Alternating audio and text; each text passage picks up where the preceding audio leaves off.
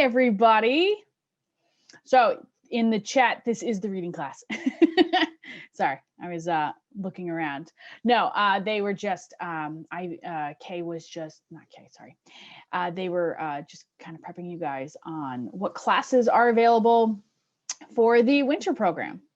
So lots of fun classes. So if you are here to learn some more Greek mythology with me, then you are in the right spot. Hi, Justin. Sorry, Justin's the first one to say hi. All right, so last time we did the 12 labors of Hercules. This time we're moving on to Athena. So we're going to look at two, that's right, you get two myths today. And we are going to compare how Athena is in both of them. All right, so let's share the screen and let's get started. Oh, Maxine, you know Athena? Nice. All right, so we're going to do the myth of how Athens, yes, the city of Athens in Greece, how Athens got its name, and then the myth of, sorry, I'm looking at the chat box, myth of Arachne Spiders.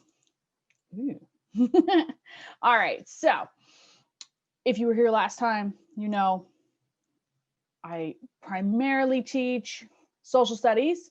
Ooh, Lucy, good question. Mythology.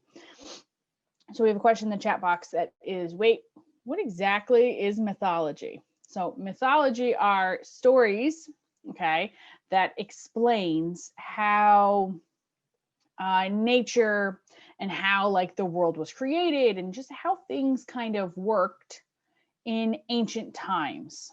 So ancient, like 3,000 years ago, ancient, okay?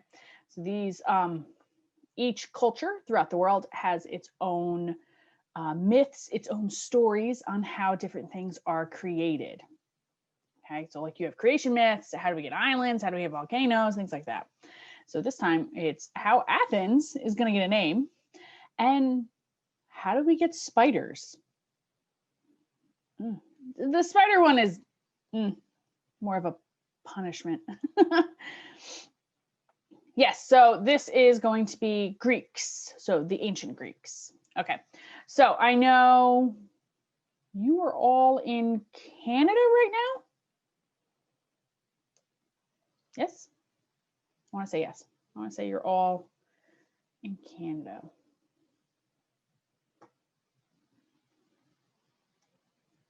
Let's see. I am here. I am here in the United States. Okay, I'm down in New Jersey over by New York. So if you are not in Canada, where are you? Where are you right now? Because some of you are like, no, I'm not in Canada.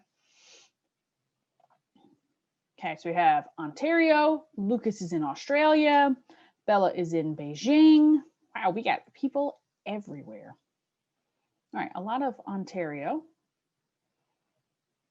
Okay. All right, nice. Very nice. We got a whole little mixture of people. Very cool. All right, so let's begin. So real quick, just kind of like recap, give you guys an introduction to who Athena is exactly. So Athena is the goddess of wisdom, war, and crafts. Now, I know what you're thinking. Like, wait a sec. There's a goddess of war? Because I know there's a god of war. Yes. So Ares is the god of war. Athena is the goddess of war, but she is more like military strategy. She's more for planning out the battles and planning out the war. Okay. Ares is more, let's go fight. Athena will give him the plans.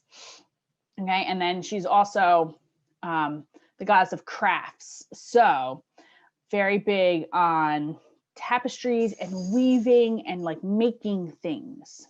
Okay.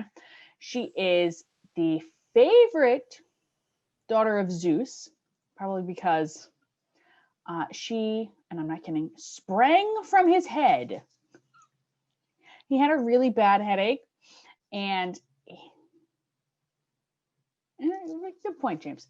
He had Zeus had a very bad headache one time, and the other gods struck him with an axe to kind of like relieve the pressure in his head, and out popped out Athena, fully grown, just hanging out in Zeus's head. Why an axe? Why not? Why not? They're gods. Why not? Yeah, I know. It's not the like normal story here. Very good. So she is all about wisdom and just doing what's right. A hammer would have been better. You're right. And she is normally depicted wearing armor, like what she is here. She typically has a spear, a shield, and the owl is like her symbol. Okay. Oh, okay. Exactly, James. When you have a headache, someone should obviously smack you in the head with an axe, according to the ancient Greeks. But again, they're gods, so things are always a little different for them. They don't act like we do. Anyways. All right, so let's go. First up, we're going to do how Athens got its name. So this myth it really comes from a contest between Athena and Poseidon. Poseidon is the god of the sea, god of water. Okay, here we go. All right. All right, so in ancient Greece, myths were created to explain the world and understand what it means to be human. Greek mythology is not just important to ancient Greece, but has spread across the far-flung Greek and Roman empires. The myths have been told from generation to generation and are still read today. As you read this text, take notes on characteristics of both Athena and Poseidon and how they contribute to who wins the contest for Athens. All right, so the first part, so this little gray box, and then the first part here is more of like an introduction. All right, so the stories of Greek and Roman heroes all share similar traits. Heroes or heroines tend to be born in an extraordinary way. Think of the DC Comics Superman, the sole survivor from the planet Krypton, who was saved by his father and sent in a rocket to planet Earth. Yeah, I normally would not make that connection with Athena and Superman, but interesting way to work this in. Okay. Are often brought up by those who are not their birth parents and go on to face a series of challenges or quests before they can claim what is rightly theirs. During their heroic, sorry, I'm looking at the chat. During their heroic careers, they are called up to intervene in all kinds of human endeavors, such as battles between peoples or wars between nations. They are also often conscripted, convinced to join, okay, into worthy causes, such as the creation of a new town, laying the metaphoric foundations for what was to prosper into our contemporary major cities that we still walk in today. These stories are called founding myths and often denote moments in a shared history when new communities arise to later become powerful and prosperous. Pretty much, these founding myths are explaining why do we have cities? Why are some cities where they are? Things like that. You guys are having a really weird conversation. Anyways, let's keep going. One such story comes from Virgil's The Aeneid, where the popular cult of Romulus and Remus becomes the founding myth of the city of Rome, telling of the twins' unusual infancy when they were breastfed and reared by a she-wolf after their parents had deserted them. Supposedly, that's how the city of Rome was originally founded. Our heroine, Athena, was the protagonist of one such founding myth, and she too has a city named after her. And if you are wondering which city this could possibly be, the clue lies in her name. But it was her name that was given to the city and not the other way around. All right. To recall this story, we have to start with once a long, long time ago, because the actual date is not important. only the idea that this all took place in our distant past. Once, a long, long time ago, the first king of Athens, King Seropses, quite an extraordinary king himself, as he was part human and part snake, because that's normal, set out to find a patron deity, a god to protect the city, okay, for his city-state, already a prosperous and vibrant city. He called on Athena and Poseidon because both, in fact, desired to be the patron of this beautiful city. Their rivalry was so intense that they almost went to war, and just as they were about to attack each other, Athena, with her typical wise approach, suggested that they should hold a contest for the city. With King Seropses the judge, they set up the contest and decided that whoever presented the city with the best gift would be rewarded with the city itself as the grand prize. In the midst of a huge crowd, with King Seropses presiding over the contest, they went up to the Acropolis to present their gifts to the city. The Acropolis was like the high hill of the city, and there's normally like a temple built on top of it. Poseidon was to go first, and he lifted his massive trident, three-pointed spear, and struck the earth with it. At the point where the spear struck, a frothy spring burst out, producing a sea, which is called Ichthys. I'm sorry, it's Greek. The people loved it, but I'm sorry to hear about your battery. But as they went closer to taste the water, to their dismay, the water was salty. Remember, you can't drink salt water. It's really not good for you. Don't forget that Poseidon was ruler of the sea, and the water sources he controlled were inevitably salty, just like the sea he ruled. So really kind of a useless gift, because you can't actually drink the water. Yeah, I don't know why people are talking about nukes either. When it was Athena's turn, her act was far less dramatic. She quietly knelt and buried something in the ground, which in time grew into an olive tree. This turned out to be a much more useful gift, granting the Athenians not only the olives themselves as sustenance, food, but also a source of oil for their lamps and for cooking their food, as well as the wood from the olive tree to build their boats and houses. Clearly, Athena's gift was deemed by far the better by Seropses, and he declared her the winner and the patron deity of Athens. Athena became the protector of the city, Polis. That's what city means in ancient Greece. And many people thought the Greek world worshipped her as Athena Polias. As patron of Athens, she fought in the Trojan War on the side of the Achaeans. And if you were worried about what happened to the king, you don't have to be concerned, as the famous citadel at the Acropolis was named Serapia after him. The sea god Poseidon, however, was not at all pleased by all of this. All right, stop talking about nukes. And in a wild fury, he flooded the Thracian plain, drowning Achaea under his salty sea. Poseidon has a little bit of a temper. He didn't win.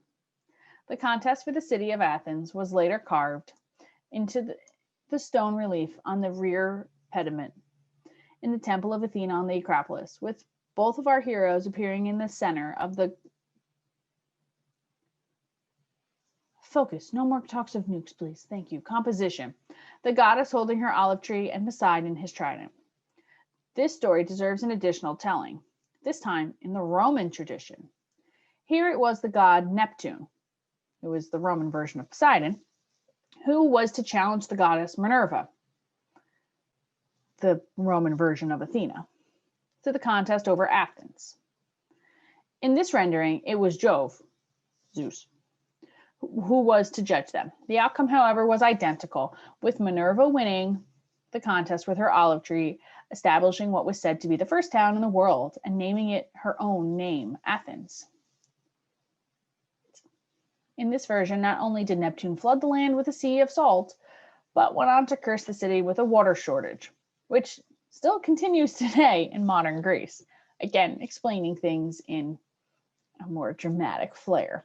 So even when the Romans take over, centuries later, they still tell the same story, but just with different names. So Athena wins. Pretty good, right? So here is, this tree is pretty cool. I'm not gonna lie. This is an olive tree. So the sacred olive tree, this olive tree is said to be between 3,000 and 5,000 years old. Wow. Here is the contest. So you have Poseidon with his trident and Athena with the olive branch. I don't get you guys at all. All right, let's skip these for right now. So let's see. In your opinion, who had the better gift? Just because the story says one way doesn't mean it's your opinion. So in your opinion, who has the better gift? Athena with the olive tree or Poseidon with the water? Let's see. What do you guys think? Hi, Athena. No, Max, not nukes. Okay, so we're all, Jeremy, good point. Jeremy said, depends on what you need more. Interesting. So a lot of us are saying Athena. Sorry. I'm agreeing with the people voting for, really, unpopular opinion, Poseidon. Wow, I love how you start that off. Yeah, I'm going to vote for Athena also because, well, the olive tree gives you so much. Not Poseidon. No. So the olive tree is going to give you olives that you can eat. The oil from the olives you can use to light your lamps, like the story said, to cook with. Okay. And then the actual tree itself is going to give you wood. And of course, because Athena made the tree, it's magical. So every time you would like cut something off, no, Max, no. Every time you would cut something off, a new piece would grow quicker than, normally in nature. Poseidon, on the other hand, just gives you salty water. Now, could you take that salty water, okay, and put it in bins and dry it out, and then you're left with salt that, is extremely important for drying your meat and cooking with? Yes, you can. It is helpful. Not as helpful as an olive tree. Sorry. Okay, let's see. If you were in the competition, you're right. They are both helpful. All right, if you were in the competition, what would you have given as a gift to the city? Ooh. No, Max. Okay, so you are pretending that you're a god or a goddess. Okay, what's your gift? An iPhone? Really? Okay. Max, did you say a mask? Not really sure how a mask is going to be helpful. Well, today it might be helpful. No, James. A puppy or a kitten? That's nice. Okay. Let's see. What would I give? I would give grain. I would give grain because you can plant it and then you can grow it and you can make food with it. What else? Grain, corn. Yeah, Jason, you can make bread. Tons of ice so you can melt it for water. Are you a frost god? Ooh, butter. Enchanted golden apple. Wait a sec, Max. Are you, because you, so then they can all be immortal like that? More social services. A wise ruler. Magic. Okay. I think you're referencing those gold apples either from Hercules last week or Minecraft. I knew it. You guys really like Minecraft. Okay. I love, obviously. I'm sorry, I don't play Minecraft. Okay. I would give Hercules. I don't think you can give Hercules. I don't think he's part of the gifts. Sorry. Oh, Elsa, me. All right, nice job. All right, so we're going to come back. Tools and blueprints. All right. We'll come back to these questions if we, you know what? No, let's try one. We can try one right now. I would give, no, Max. No.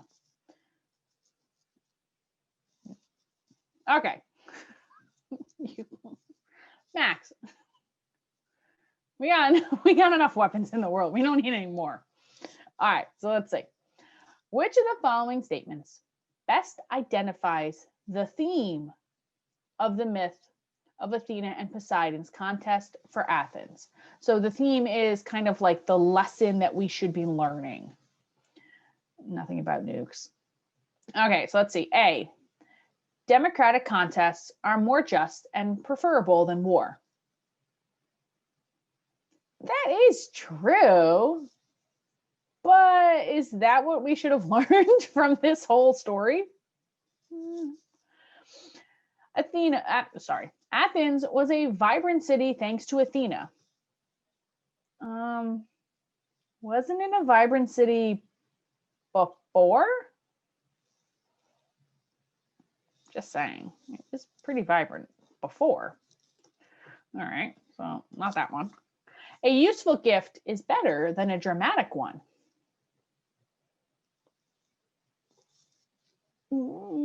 We kind of proved that one, didn't we?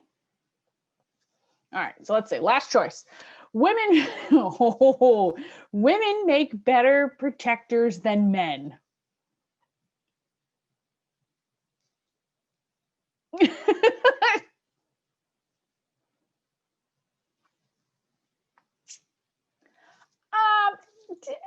Yeah, I'm going to agree with you guys. Not D.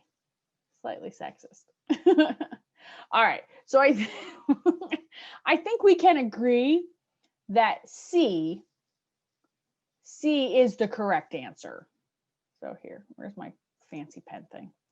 So C, yes, we're all agreeing that a more useful gift is better than a dramatic one, as the olive tree clearly showed us. Okay, so let's see, part B. Which of the following quotes from the text best supports our answer to part A? Okay, let's see. So we want a quote that is going to go along with this. A useful gift is better than a dramatic one. Their rivalry was so intense that they almost went to war. And just as they were about to attack each other, Athena, with her typical wise approach, suggested that they should hold a contest for the city. Does that have anything to do with this? Yeah. All right, let's see. B. This turned out to be a much more useful gift, granting the Athenians not only the olives themselves as sustenance, but also a source of oil for their lamps and for cooking their food, as well as the wood from the olive tree to build their boats and houses. Yes. Okay, that's clearly the better choice. Clearly. Oh, okay, that's a lot of B's. Yay. All right. I don't really like that question. Sorry. Skipping it. All right. So let's see. Okay, I think we're good with the B's, guys. Thanks. All right. So we're going to move on to Arachne. Spiders. I hate spiders. But this story is interesting to say the least, and it does teach it teaches another message lesson that we should be learning. Okay, no more B's. We're done with the question, so no more random letters. Arachnophobia, mate. Yep, especially down in Australia. You guys got some big old spiders down there. All right, so let's see. Arachne was a maiden who became famous throughout Greece, though she was neither well born nor beautiful and came from no great city. She lived in an obscure little village, and her father was a humble dyer of wool. Now, what are you guys talking about? In this, he was very skillful, producing many varied shades, while above all, he was famous for the clear, bright scarlet, which is made from shellfish, and which was the most glorious of all the colors used in ancient Greece. Even more skillful than her father was Arachne. It was her task to spin the fleecy wool into a fine, soft thread and to weave it into cloth on the high standing loom. That's what this is. This is a loom. Okay. Okay, it's weird. Within the cottage. Arachne was small and pale from much working. Her eyes were light and her hair was a dusty brown. Yet she was quick and graceful, and her fingers, roughened as they were, went so fast that it was hard to follow their flickering movements. So soft and even was her thread, so fine her cloth, so gorgeous her embroidery, that soon her products were known all over Greece. No one had ever seen the like of them before. She made really good cloth, which is difficult to do in the first place. At last, Arachne's fame became so great that people used to come from far and wide to watch her working. It does sound satisfying. Even the graceful nymphs, the little sea sprites, fairies, little goddesses, little water people, would steal in from the stream or forest and peep shyly through the dark doorway, watching in wonder the white arms of Arachne as she stood at the loom, and through the shuttle, the piece that goes back and forth, okay, from hand to hand between the hanging threads, or drew out the long wool, fine as hair, from the distaff as she sat spinning. So you spin, so you take like a big ball of like wool or cotton, and you put it through the machine and it spins it down until it turns into like a piece of thread. It's a lot of work to make cloth. Okay. Surely Athena herself must have taught her. People would murmur to one another. Who else could know the secret of such marvelous skill? Okay, you guys are getting weird with your conversations again. Okay. Arachne was used to being wondered at, and she was immensely proud of the skill that had brought so many to look on her. Praise was all she lived for, and it displeased her greatly that people should think anyone, even a goddess, could teach her anything. Therefore, when she heard them murmur, she would stop her work and turn around indignantly, annoyed, to say, with my own 10 fingers I gained the skill, and by hard practice from early morning till night. I never had time to stand looking as you people do while another maiden worked. Nor, if I had, would I give Athena credit, because the girl was more skillful than I. As for Athena's weaving, how could there be finer cloth or more beautiful embroidery than mine? If Athena herself were to come down and compete with me, she could do no better than I. Ooh, she's getting mouthy about a goddess. This is not going to end well. One day, when Arachne turned around with such words, an old woman answered her, a gray old woman, bent and very poor, who stood leaning on a staff and peering at Arachne amid the crowd of onlookers. Reckless girl, she said, how dare you claim to be equal to the immortal gods themselves? I'm an old woman, and I've seen much. Okay. Take my advice and ask pardon of Athena for your words. Rest content with your fame of being the best spinner and weaver that mortal eyes have ever beheld. Stupid old woman, said Arachne indignantly. Who gave you the right to speak in this way to me?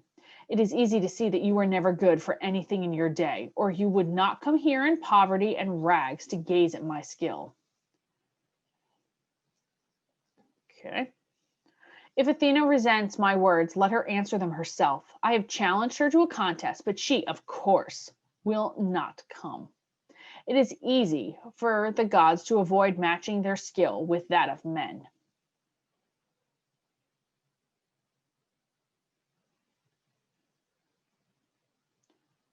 Okay, your comments are so off topic. At these words, the old woman threw down her staff and stood erect, so like she stood up and wasn't bent anymore. The wondering onlookers saw her grow tall and fair and stand clad in long robes of dazzling white. They were terribly afraid as they realized that they stood in the presence of Athena. Arachne herself flushed red for a moment, for she had never really believed that the goddess would hear her. Before the group that was gathered there, she would not give in. So pressing her pale lips together in obstinacy and pride, she led the goddess to one of the great looms and set herself before the other. Without a word, both began to thread the long woolen strands that hang from the rollers, and between which the shuttle moves back and forth. Many skeins, the balls of thread, lay heaped beside them to use, bleached white and gold and scarlet and other shades, varied as the rainbow. Arachne had never thought of giving credit for her success to her father's skill in dyeing, though in actual truth the colors were as remarkable as the cloth itself. So she was giving her dad some credit. Soon there was no sound in the room, but for the breathing of the onlookers, the whirring of the shuttles, and the creaking of the wooden frames. As each pressed the thread up into place or tightened the pegs by which the whole was held straight, the excited crowd in the doorway began to see that the skill of both in truth was very nearly equal, but that, however the cloth might turn out, the goddess was the quicker of the two. A pattern of many pictures were growing on her loom. There was a border of twined branches of the olive, Athena's favorite tree. We knew that one already. While in the middle, figures began to appear. As they looked at the glowing colors, the spectators realized that Athena was weaving into her pattern a last warning to Arachne. The central figure was the goddess herself competing with Poseidon for the possession of the city of Athens. But in the four corners were mortals who had tried to strive with gods, and pictures of the awful fate that had overtaken them. The goddess ended a little before Arachne and stood back from her marvelous work to see what the maiden was doing. Never before had Arachne been matched against anyone whose skill was equal, or even nearly equal to her own, as she stole glances from time to time at Athena and saw the goddess working swiftly, calmly, and always a little faster than herself. She became angry instead of frightened, and an evil thought came into her head. Thus, as Athena stepped back a pace to watch Arachne finish her work, she saw that the maiden had taken for her design a pattern of scenes which showed evil or unworthy actions of the gods. How they had deceived fair maidens, resorted to trickery, and appeared on earth from time to time in the form of poor and humble people. When the goddess saw this insult glowing in bright colors on Arachne's loom, she did not wait while the cloth was judged, but stepped forward, her gray eyes blazing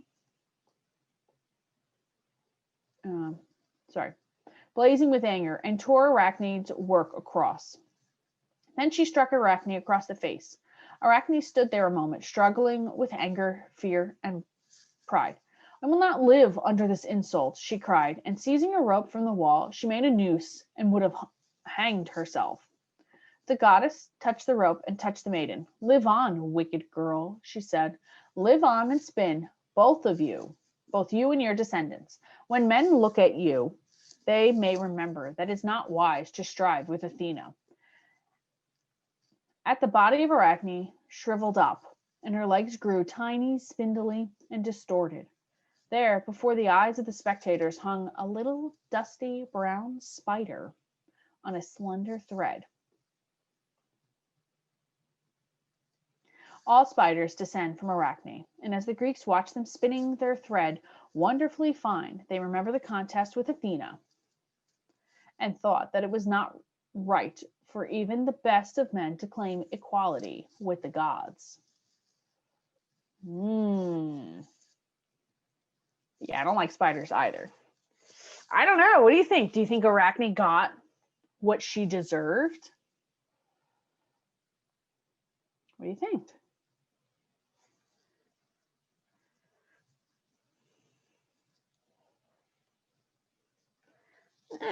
Eventually she'll die. But.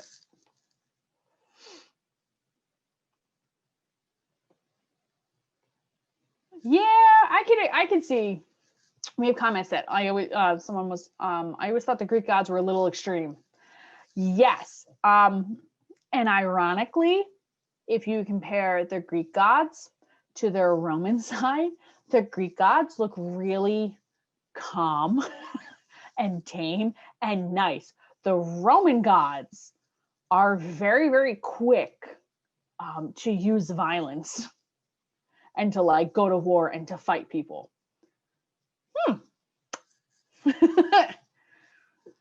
All right, let's see. Let's try this. Which of they yes, they do. They do have anger issues. But a lot of it is being drawn from they are, what's it called? They're gods. You know, they feel that they are better than everybody else. Is there a god of peace? Not really. Sorry. All right, so let's see. Let's try this. Which of the following best describes the theme of the text? So what is the lesson that we should be learning in this lovely myth? Poseidon is creepy. Sure, but I don't think that's the theme of this. Let's see. Where's my pen? Here we go. It's unwise for a person to make claims they can't support.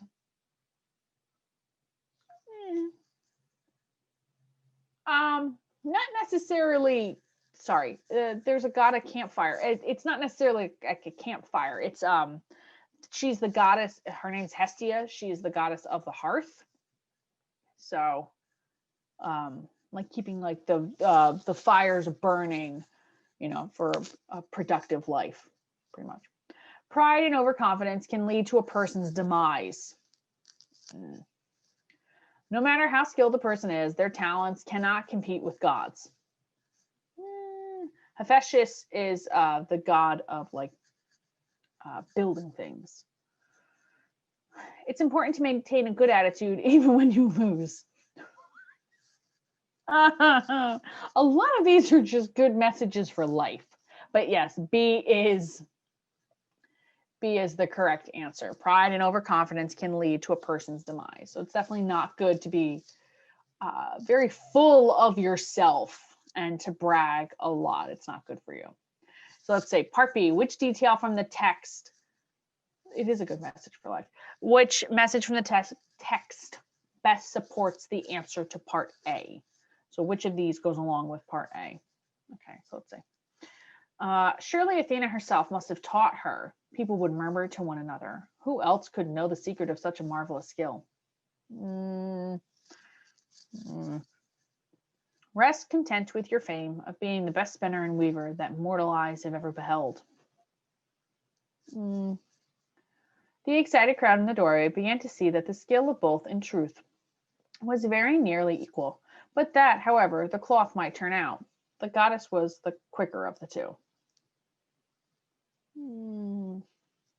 Live on and spin, both you and your descendants. When men look at you, they may remember that it is not wise to strive with Athena.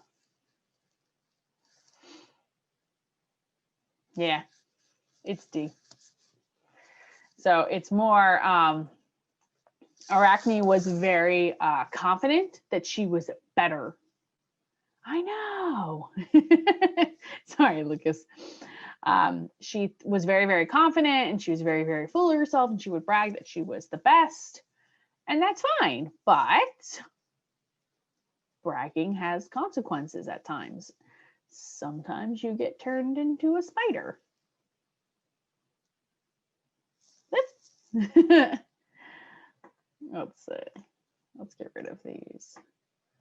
There we go. So this is dealing with be nice to each other. Thank you. Okay, so this is the different part of a loom. So this is what like Arachne and Athena were using to make their, they were making a cloth. We would call it a cloth today. Back then, they used these cloths as decoration, and they would like hang them on the wall. And so the fancier term is a tapestry. Think of, it's thick, almost like a rug, and it hangs on the wall, and it's meant to kind of like soften the room. And you see later on, especially in medieval times, it's you would hang them up on the walls because it would kind of keep the heat in the room, especially if you were living in like the stone castles. So there was a point for that. All right, so let's see. Let's try to fill in some of these. A device used to carry thread from one side of a loom to the other is called a, so here are your choices. So you have loom, tapestry, shuttle, or thread. So what's the piece that goes back and forth, back and forth, back and forth? Not tapestry. That's what she's making on the loom. A shuttle. Very good. All right. So we got shuttle. All right. So shuttle is done. We cannot use it again. Okay. Blank is twisted fibers used in weaving. So you are using this to create the tapestry. Good. Thread. Very good. Oh, I should probably start with a capital letter. Whoops. Okay, so thread. Good job. So thread is done. All right, let's see. A blank is a hand-woven fabric that may include pictures as part of the design. Good. Now it's time for tapestry. Oh, there you go. Okay. So tapestry is done. Last one. A loom is a machine used for weaving fabrics. All right, here we go. So that's what they sat on. And yes, we still have looms today. Obviously, now they are run by machines and they're very, very big, and they can produce a lot more. But you can still have smaller looms. So smaller shops that make their own cloth will have ones like this. And typically those places, the cloth is very, very expensive. All right, so we kind of did this question already. So in your opinion, did Arachne deserve her punishment? And a lot of you said yes. Do you think Athena was being spiteful? Do you think Athena was angry and just looking to hurt Arachne for like the comments that she was saying and just wanted to kind of like get revenge on her? Yes, no, spiteful. Yeah, probably more.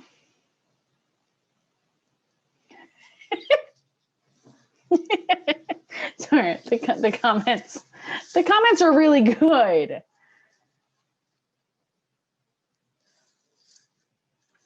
Nathan, nice, you made that connection. Haha, love it.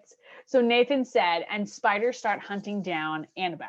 So if you are familiar with Percy Jackson, you know that spiders typically go after Athena's children. This is why. Haha, good job. Annabeth also is afraid of spiders. So look at that. Thousands of years later, Arachne and her descendants are still, still trying to get revenge. Such a good series. What? It is. Love that series. Oh, sorry. I hope you don't have nightmares. That'd be really bad. That's not my point of this. All right. I don't know what these questions are. Okay. All right. So, no, don't worry. I don't have any pictures of spiders. No, we're not going to look at that. Okay. No. I hate spiders too. So don't worry. We're not going to be looking at them.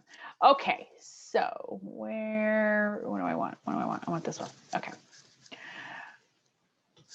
So let's do who does. So this is kind of just like a comparison chart.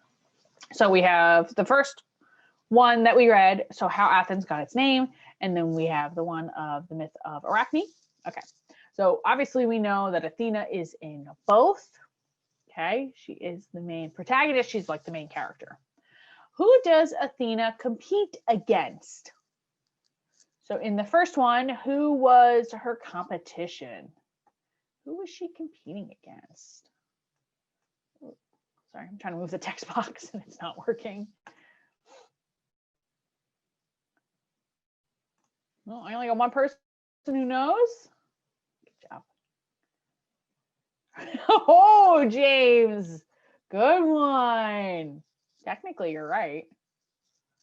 It's true. Okay. So we know that she competes against, let's see, is it typing? Okay, good. It is typing. We know that she competes against Poseidon, who James made the connection of, that it's her uncle. Yeah, it is. They don't like each other. What? They're just very competitive. That's all. And in Poseidon's defense, he already had a couple cities that he was patron of, that he was already protecting. Yes, that's why it's Eric. Good job. That's why it's such a big deal that Percy and Annabeth get along with each other, since their parents hate each other. Good connection. Good job. All right. So who is Annabeth? Now I'm saying Annabeth. Who is Athena's competition in the myth of Arachne?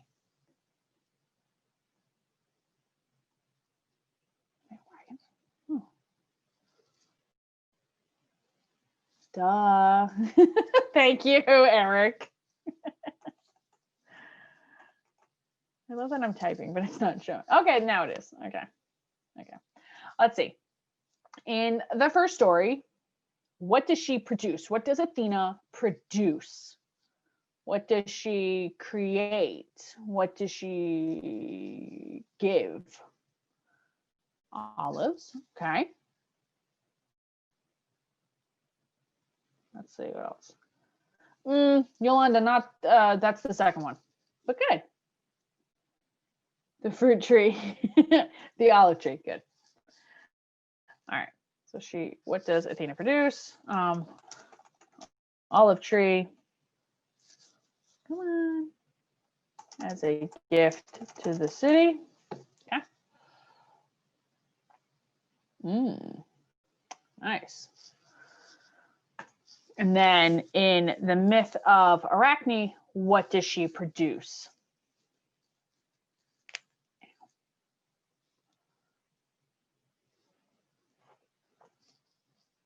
Something.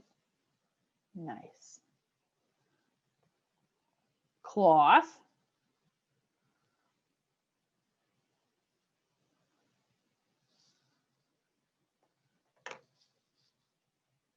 Of the greatest kind. Nice. A tapestry. Good. Okay, so come on, I'm typing. It's not showing up. Okay, tapestries. All right, good. What does her opponent produce? So in the first one, what does Poseidon produce? Something that's useless. Oops, I said that out loud. Essentially the sea. You're right. Ew. A giant. He uses a giant spear to produce a spring of salty water. Ew. Spring of salty water. It's so useless. We all agreed. All right. What does Arachne produce? Okay, so wait, we have to specify this. So Athena produced a tapestry. It's like freezing on me. Showing humans who went up against the gods. Okay. And then what does Arachne produce? No, she turns into a spider. That's not what she produces.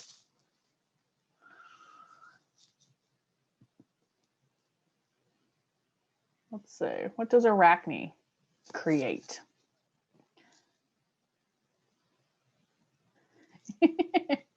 Pretty much, James. Good. So she makes a tapestry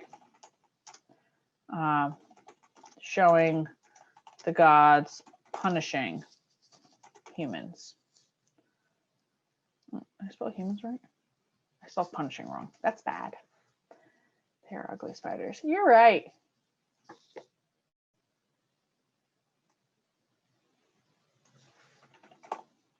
Okay.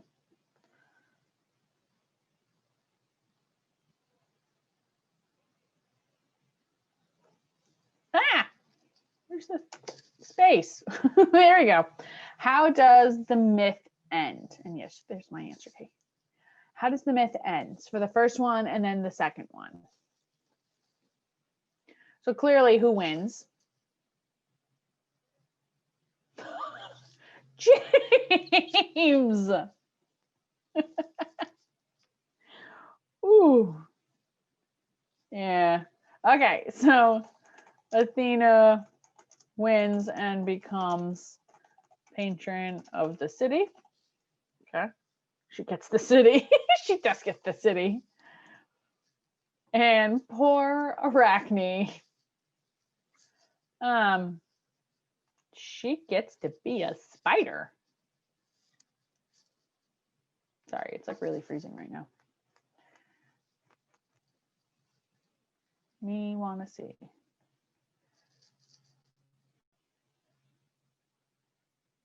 Okay.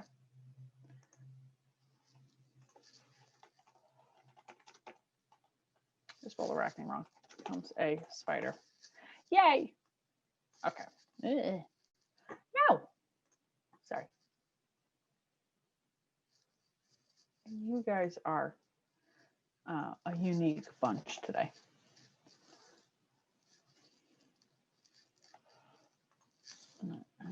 Okay. Good job. No, I don't want to be a spider. Go, spider, go. Really, Lucas? Go, spider, go. Nice. All right. So this is like essentially how they're the same. All right. Does anyone want to give, because we have like 2 minutes left. Does anyone want to give like their final thoughts on Athena and how she kind of interacts in both stories with her opponents? Like, do you feel, no, thank you.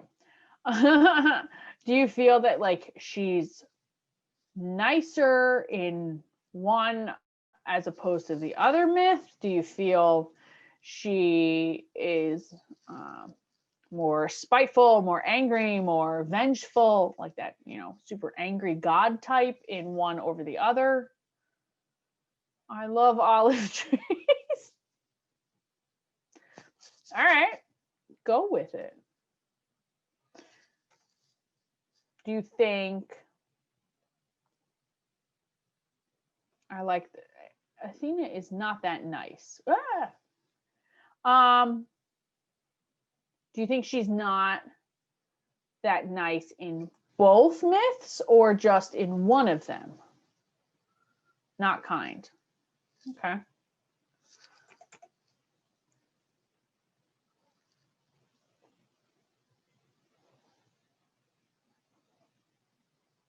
We end this at 9, Maxine. In a minute. You guys did great. Very, very. Athena is smart and kind of... You are so correct. She is so smart with so many anger issues. But so powerful. Hates Poseidon, yes. And she definitely is that type of goddess of, I am a goddess, you are a human, we are not equal. We are not the same. I am better than you.